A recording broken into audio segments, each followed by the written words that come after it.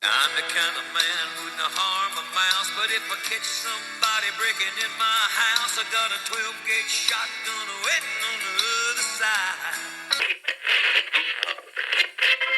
On your tippy toes, creeping around like no one knows. Think you're so criminal. You will question my authority. Welcome everyone to Podcast 69 South, where we cuss and discuss true crime, cold cases, current events, and hot topics, along with our state of society today. This is your trigger warning. Our podcast content is produced for adult listeners 18 years of age and older. We discuss situations that may be offensive and triggering to some listeners. Sit back, relax, and enjoy. Welcome back, everybody. 69 South. We're so happy to be back after the 4th of July freaking weekend. We had a good time shooting off sparklers and shit. And fireworks. They make our dogs so nervous. They hate it. Man, they be selling some big-ass fucking firecrackers now. Our oldest boy, Buckethead, he gave me some called coconut bombs, and these motherfuckers was like dynamite. Anyway, I'm Chop. I'm your host. With me always is my beautiful co-host, Julie. Baby, how you doing? Amazing, per usual. Anyway, these coconut bombs. I stuck one in a fucking, like a birdhouse, and it blew that shit to smithereens. It wasn't like the M60s and 80s I was used to when I was a kid. Is that thing that went off while you were all outside? Yeah, you got mad at me. Remember, you fucking hollered at the door. I was like, what the fuck was that? Because it scared me. It sounded like somebody's house blew up. Hey, first off, man, we're really growing, and we are really about to celebrate 50,000 downloads, and that's not counting the YouTube shit and a lot of the streams. We are just so blessed to have everybody listen to us. We feel like you're our friends, man, and we really appreciate you. We want to shout out our Patreon, our new Patreon members. First off, we got Melissa, we got Judy, and we got Meg, and we got Mariah, and we got Kayla. Thank you. Thank you guys for supporting us, man. It means so much to us. We want to shout out a special member of our Patreon, Trent Cherry, man. He's always looking out for us, and he supports the shit out of us. Thank you, Trent, man. We appreciate you, brother. You guys truly help us keep the lights on in the studio. If you would like to become a Patreon member, if you support us and help us keep the lights on in the studio, go to www.patreon.com/69south.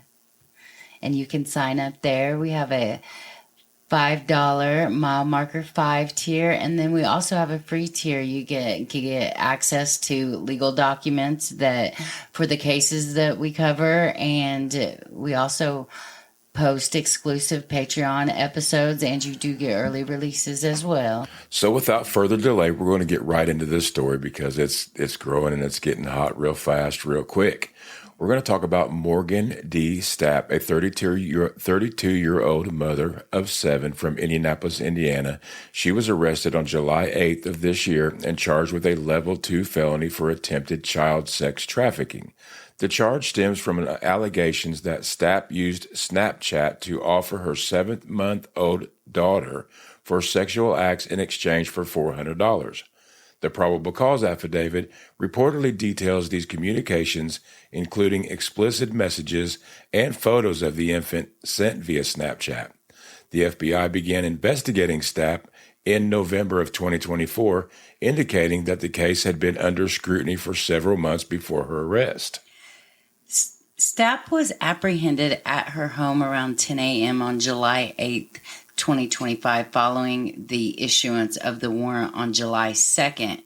At the time of her arrest, one of her children was in her custody, and the child is listed as a victim in the case.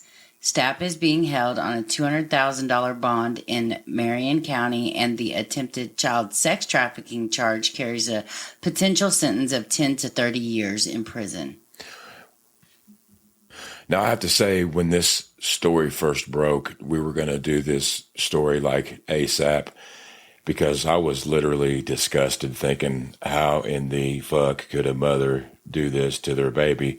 But we have had some information coming in. We'll get to that later. And I myself am not so sure that this is what the fuck's going on, to be quite honest with you. So, Well, I want to start this off by, we have gotten some audio of Morgan. I believe it's back in January when her kids were removed from her custody. And I believe she worked from January to this past June to be able to regain custody of her children. At least that's what her Facebook said. So here's the audio of Morgan herself discussing why she lost her children in the first place. Matter of fact, when they called Chase, they told Chase that they needed him to come in for a paternity test. He refused to do so. He said that N-word baby is not mine. You guys need to go find her black ass father and stop questioning me because I had a false positive test for amphetamines. The lab test came back clean for everything other than THC, obviously, because I'm not a fucking crackhead.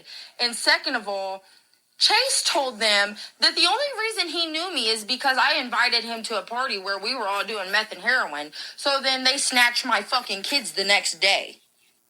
So that is Morgan's story on why her kids got removed from her care. And, but she did get them back according to her Facebook. And I want to get into the probable cause affidavit.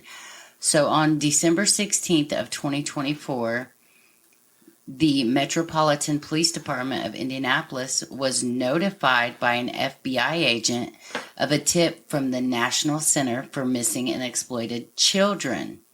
The report was received on November 1st, 2024. Snapchat records custodian made a report regarding the username Morgan Stapp and her IP addresses and then an associated email.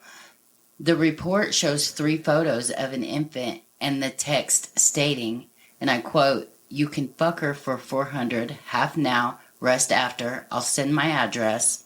I do live alone, and her dad is not in the picture," end quote. that's some deep shit right there. That's the shit that had me pissed off when this story first broke. Oh, it has everybody Pissed off. But then we started finding out other little things that we'll get into. But the PCA goes on to say FBI agents conducted an interview with Morgan Stapp on November 11th, 2024. Stapp provided the following information. Morgan stated that her Snapchat account was recently compromised and she no longer had access to it. Her Snapchat username was Morgan_Stapp. Stapp reported it to Snapchat a couple of days ago, possibly November 2nd or 3rd. Stapp realized her account was compromised when an unidentified male reached out to her on Facebook asking her why she blocked him. The unknown male claimed he sent her money and then she blocked him. Stapp did not know this man and never received any money from him.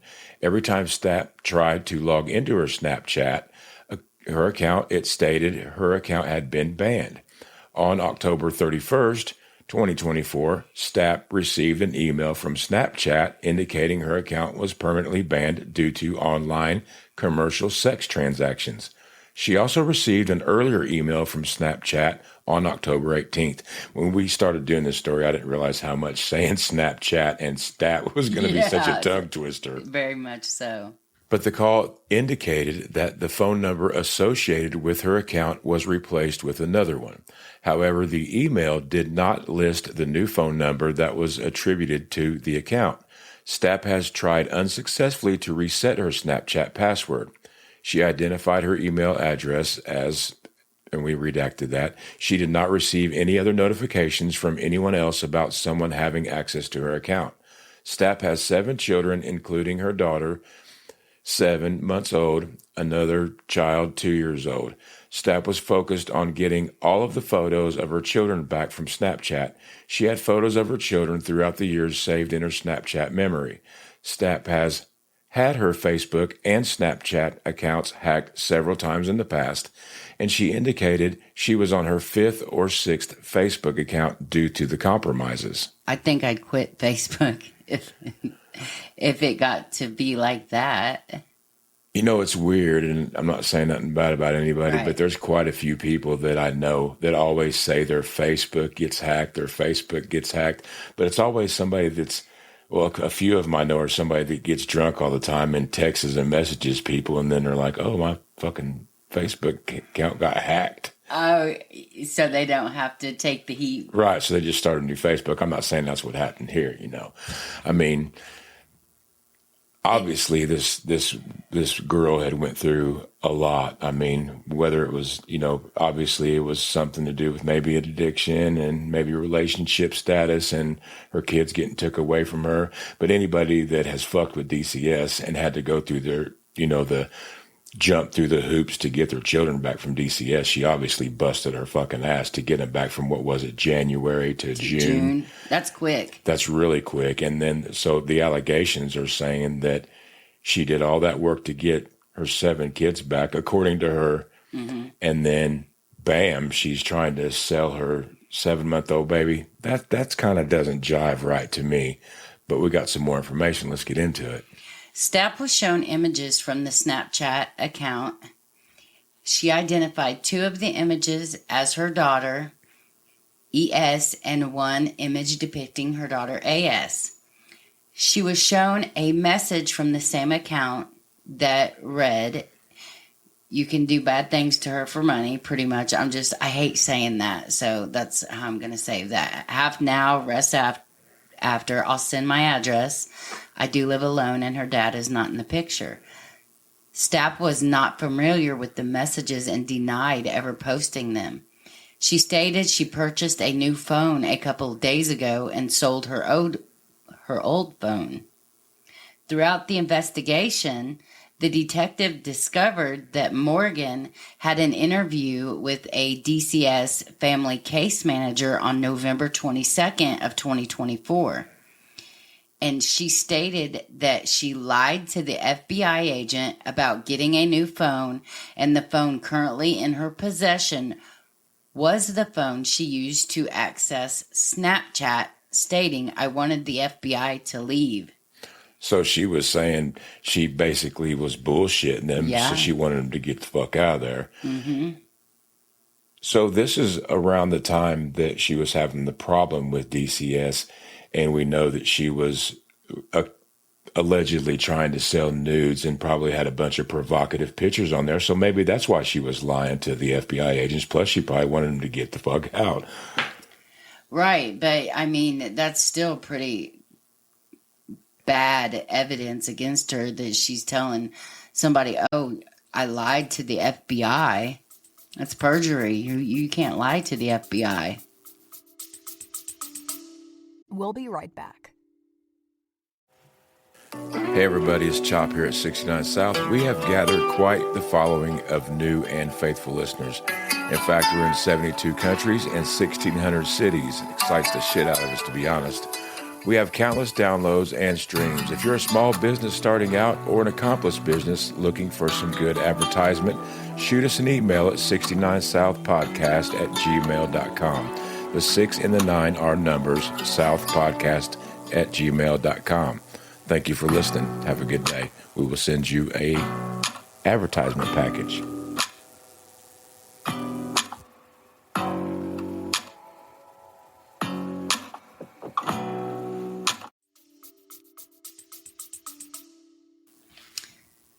Detective Hartman was granted a warrant for the Snapchat account for Morgan Stapp.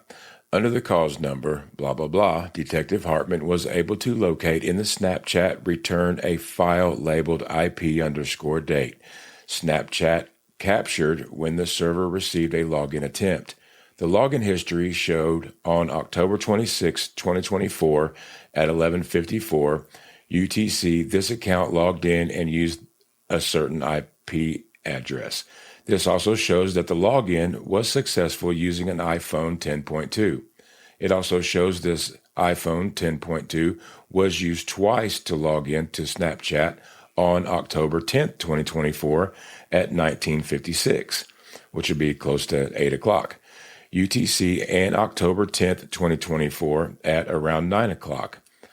Also, the IP data showed that the iPhone 10.2 utilizing the same IP address to send over 883 Snapchat messages. The IP data shows no other phones logged into this account. Detective Hartman was able to locate a photo under JGP number, time-stamped 2024 10/31/650. The photo shows a black background with the words stating, and it's the nasty shit about the $400 rest now later. Detective Hartman was able to locate in the file labeled IP date, the IP address, and it was used throughout the date of October 26th, October 28th, October 30th, and October 31st of 2024. This IP address was also utilized on October 31st, 2024 at 6:46 a.m. and on October 31st at 6:58. The time frame shows that the same IP address was used before and after the photo was sent that states the same nasty sentence that we don't want to say. The IP address was utilized 18 times between the hours of 6:46 and 6:58 on October 31st. This shows a pattern of the same IP address being used when accessing the Snapchat account belonging to Morgan Stapp over a period of days. From the Snapchat return in the file labeled conversation, the detective was able to locate more than 7,000 messages that had been exchanged occurring from October 29th to November 1st. Appearing 81 times is the message stating, "Would you be interested in buying my nudes so I can get baby diapers?" In the Snapchat return under the file name IP data, Snapchat captures when changes were made to the account, for example, display names and phone numbers. In the data returned from Snapchat, it shows were on November 1st between the hours of 8 a.m. and then 18:55 UTC. I can't do that time in my head. I'm not that smart. So evening time later. These changes were made utilizing the two IP addresses that have been linked back to Morgan Stapp. So Snapchat captures the IP address from friend events. This is described as adding friends, deleting friends, blocking and unblocking incoming friend requests, as well as the sender's name. So between the days of October 18th and October 31st, the sender, Morgan Stapp, added, blocked, or deleted over 400 friends using this IP address. In the Snapchat return, the detective was able to locate photos that were sent from the account. One photo sent on November 1st at 3:34 depicts a screenshot of a PayPal account labeled with the name Morgan Stapp, along with a picture of her in the profile. On November 1st, a screenshot of a pending Cash App from an unknown sender with a cash note stating $30 for baby formula. Another photo sent from the Snapchat on November 1st around 1:04 show a selfie-style pattern of Morgan sitting in a car with her seatbelt on. Another photo sent from the account was labeled with the name Morgan Stapp. It's another screenshot of another PayPal account, and it also had a profile picture just like the other one did. All these photos were sent after Morgan stated she no longer had access to her Snapchat account. Now, a video located in the Snapchat returns under a file name Snap Wiggly Line Media and has the file name, which is 100 characters long. It's an MP4, and the video shows 3 wooden bed frames inside of a room. The detective was granted a search warrant for Morgan's home under the cause number 49D21 Detective Hartman was able to locate the same wooden bed frames depicted in the Snapchat video. Now, throughout the investigation, the detective was able to determine through open source information and information provided by NCMEC and the IP address, which has been tied back to Morgan, is associated with T-Mobile USA. The IP address was a second IP address utilized when accessing the Snapchat account associated with Morgan. This was done by querying publicly available IP address lookup. These services maintain public records of which internet service providers own specific IP address ranges. Detective was granted a search warrant for T-Mobile records under the cause number. Now, this information confirmed the phone number belonging to Morgan is serviced by T-Mobile. Detective Hartman was granted a search warrant under the cause number for AT&T records. The warrant return showed the IP address subscriber information also belongs to Morgan under the account number provided. The billing address and location of the IP address was her address located in Indianapolis, Indiana. Detective Hartman knows through the investigation that the address is Morgan's home address. There is also a DCS 310 report number confirming Morgan's home address. And if you guys don't know this, and I wasn't too familiar with this until Julie filled me in on it, I was under the impression that an IP address was basically like our Wi-Fi was an IP address, or if you go to McDonald's and use their Wi-Fi, that was an IP address. But I was dead wrong. Every single device that you can use has its own IP address. So my iPhone has an IP address. My Apple Watch has an IP address. iPad has an IP address. Our studio computer has an IP address. Every device has its own IP address, and I wasn't familiar with that. I thought that was an interesting fact. It was, and now that's the end of the probable cause, and she's in some serious hot water. Now, we have also obtained some text messages that Morgan had sent to one of her friends. Now, these messages highlight Morgan's emotional turmoil following the removal of her children to foster care.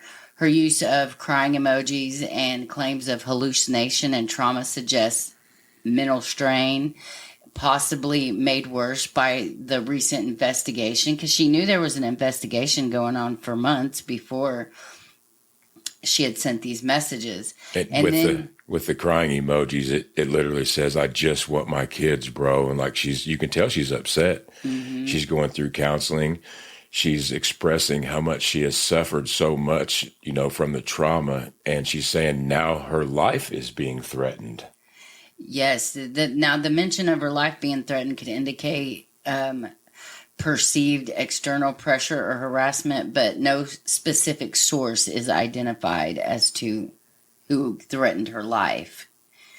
And then she had messages that she would go back and forth with her lawyer, and it just kind of detailed health complaints about the children.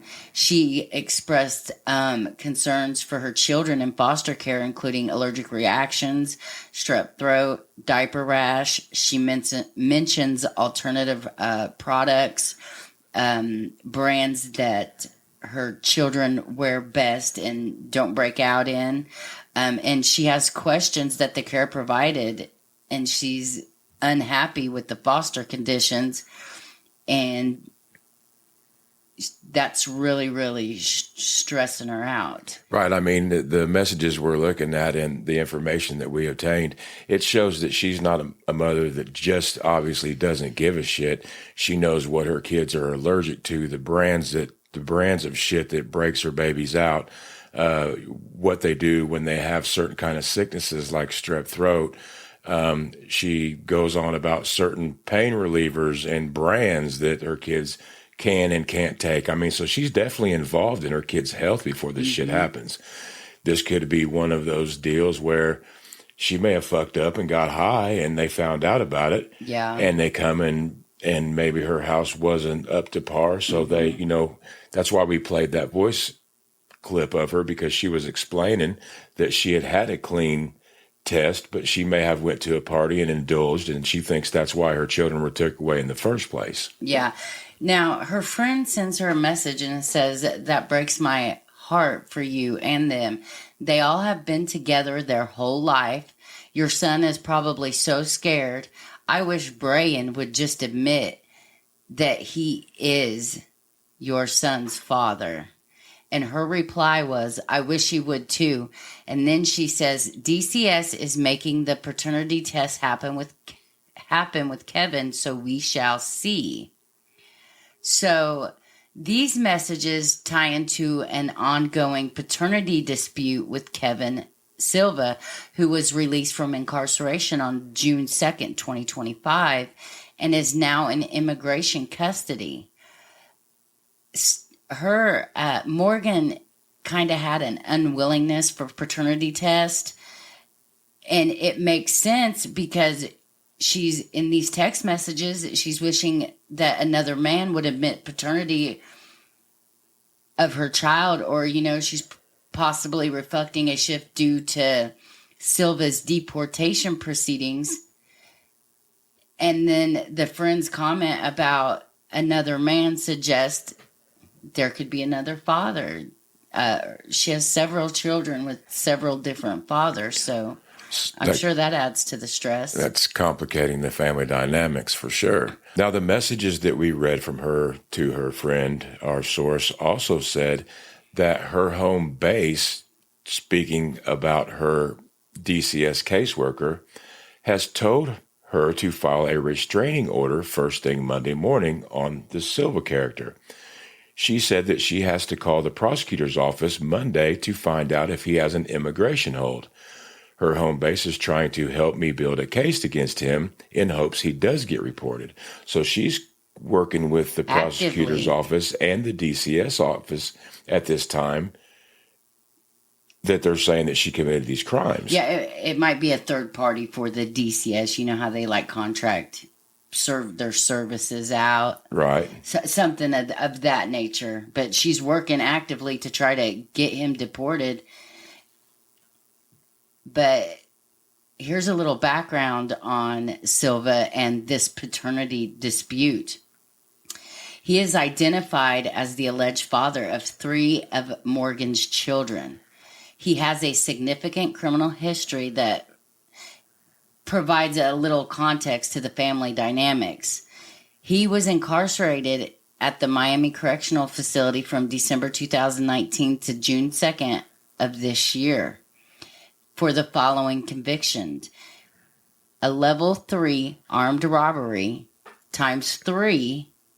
He got 3 charges for that. He was sentenced to 12 years with 7 years suspended to run consecutive with a prior case for carrying a handgun without a license, which he also had a prior conviction, with additional charges: possession of a narcotic drug, methamphetamine, marijuana, paraphernalia, the whole rundown. So while he was incarcerated, Silva initiated paternity proceedings on October of 2022 for 3 of Morgan's children and 1 child with another woman.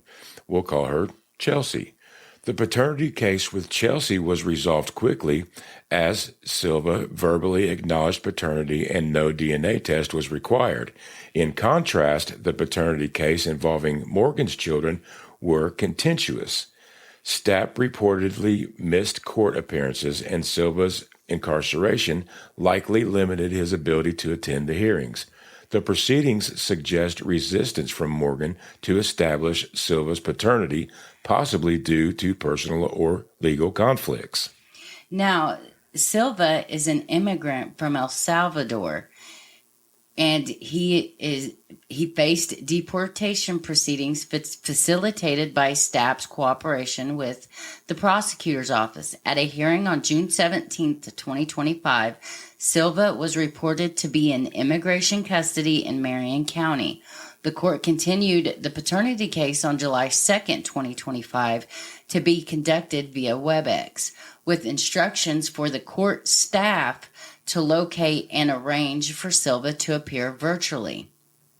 On July 2nd, the court scheduled a hearing to dismiss the paternity case, likely contingent on Silva's deportation. The timing of this hearing coincides with the issuance of Morgan's arrest warrant for the child sex trafficking charges. Now, a source has contacted us claiming that the individuals close to the case have evidence suggesting the charges against Morgan may involve IP address spoofing, potentially indicating she was hacked. This source is escalating the matter by taking this evidence to the Department of Justice and the Attorney General, targeting Chelsea, alleged to be Kevin Silva's girlfriend, for the investigation. The claim is that Chelsea, furious over Morgan's cooperation with the prosecutors to deport Silva back to El Salvador, may have orchestrated this. As a manager of a cell phone company, she allegedly has the technical know-how and access to manipulate network data or spoof IP addresses. The source suggests this could be revenge for Morgan's role in Silva's deportation, which seemed to be finalized around July 2nd, 2025 paternity court hearing. So what we're kind of saying here is the paternity hearing was on July 2nd, and oddly enough, that is the same day that her charges were brought against her. Now, exactly what is spoofing? We'll be right back.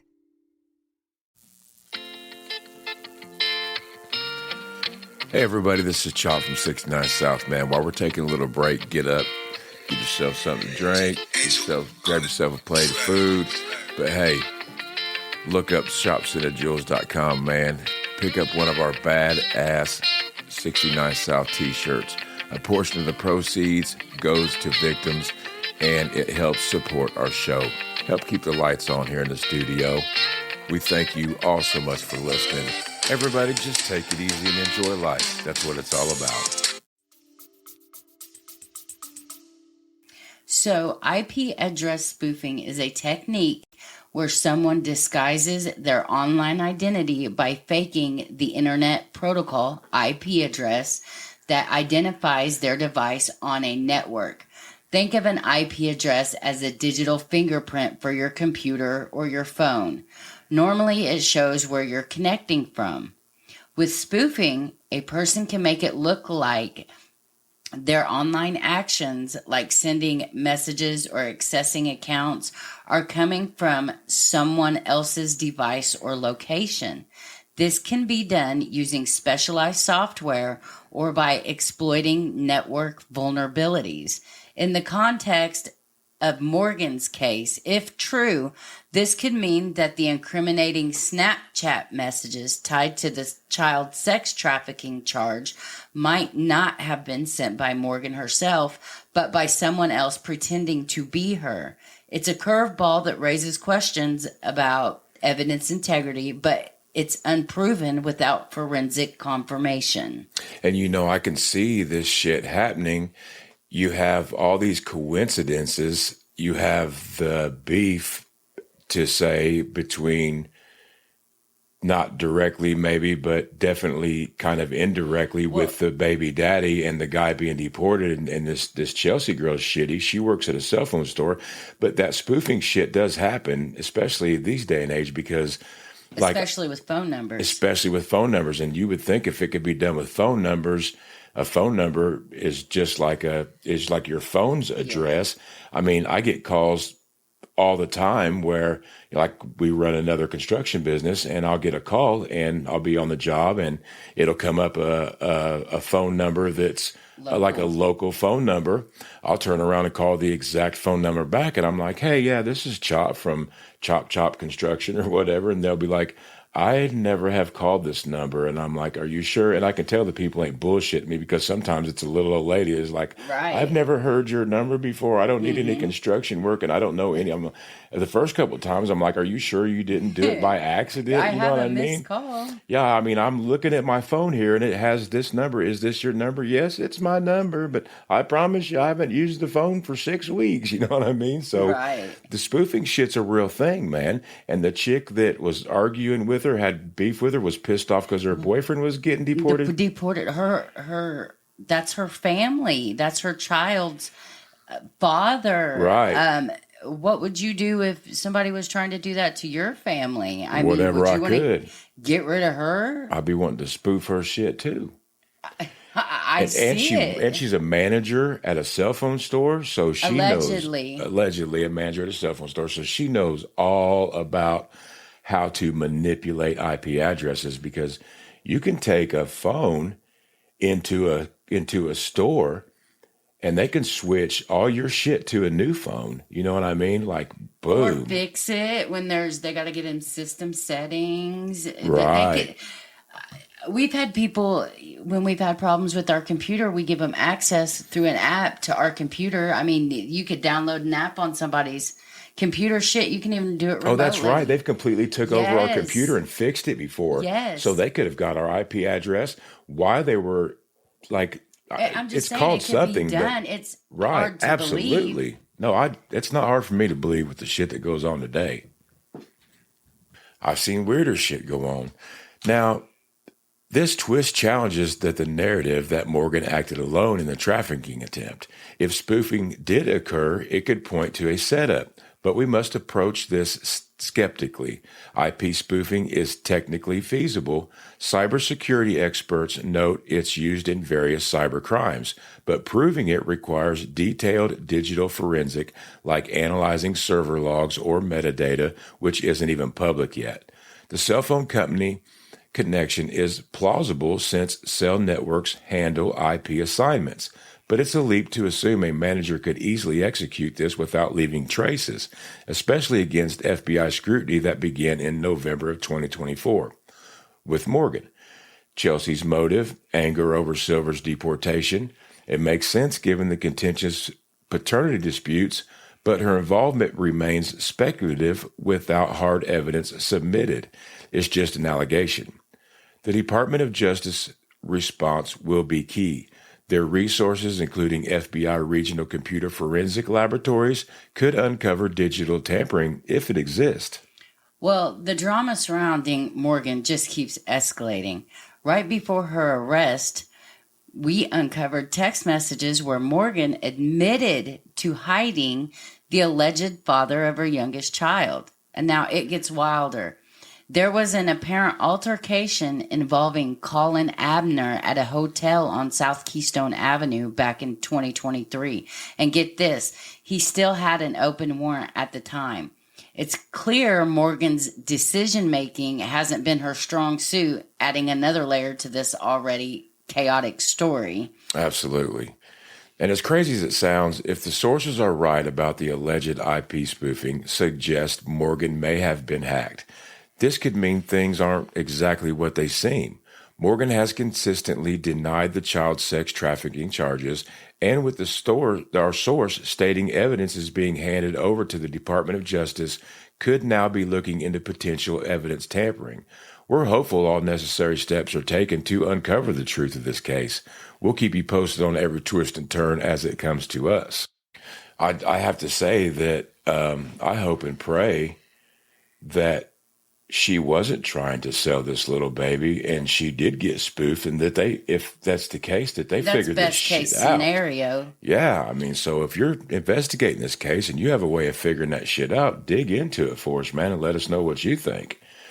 Because we always want the best outcome for anybody. I mean, everybody goes through some bullshit. And if she did this, I mean, she deserves to get what's coming to her. Absolutely. But we always have to remember with these cases, there's two sides to every coin, and sometimes it may not be what it seems. In a lot of these probable cause affidavits, the suspect openly admits to all kinds of things. And in this case, she keeps adamantly denying she did this. It does seem like a huge leap from working your ass off for months to get your 7 children back. That had to be like an act of Congress and God together, and to get them all back, and then what, a month later do this shit publicly? No, she had this happened back in November. They took her kids in January. She just got her kids back in June and then went to jail in July. So they're saying the stuff happened back at the end of last year, but on Halloween is when that message was sent of last year. I see. But it's crazy to me that with those type of allegations that DCS even gave those children back. So they knew what kind of investigation was going on, because apparently she told the DCS family case manager that she had talked to the FBI. So she had to tell her what she talked to the FBI about and why she wanted them to leave. That is a good point there. Why would DCS give her children back with these allegations of attempted sexual trafficking? That's weird too. And then, but here we go. Bam. The day the paternity test and the deportation shit comes up, the charges are filed. That's one of the little points that gets me to saying, what the fuck is going on here? So another source in this investigation also said that allegedly this Chelsea girl has family and or friends in law enforcement and in the prosecutor's office. So it's just all really weird. And they also said that she's extremely intelligent. So I don't know. I was blown away when these messages started coming in. I couldn't believe it. It completely changed my attitude on the whole deal. I mean, we sit and we think shit through and we really investigate shit. And this one's got me a little twisted. I'm fucked up about it. Her Facebook page before it got deactivated, and her whole Facebook, I mean, most of it when I was scrolling seemed like, it was a day she's posting pictures with her and her kids, just things of that nature, things referencing kids and stuff. I've seen a lot of on there. It doesn't make sense that she would get her children back and then bam, they would literally wait. That's cruel as fuck of whatever agency ran this. That's so fucking cruel. Bam, here you're back with your mom. Bam, taking you back. Mom's going to fucking jail for some shit she did. That does seem cruel to the kids, but what if she really did this and it was necessary? Then it'd be cruel either way. Why in the fuck would they give them back to her? Yeah, it's like they should have waited, or contacted whoever to see, is this going to move forward? Right. Or with all these bullet points that we're pointing out to you people, we're just saying there's more to this fucking story than meets the eye, and we're gonna get nosy about it. We are going to get nosy about it. So stay tuned for the updates as this unfolds. For those of you that are hungry for more, head on over to our Patreon at www.patreon.com/69south, where you can unlock exclusive episodes, early releases, and full access to all the legal documents we're tracking for this and other cases. Your support keeps us digging deep. Thanks for joining us on this roller coaster, listeners. Until next time, have a good day, a good evening, whatever.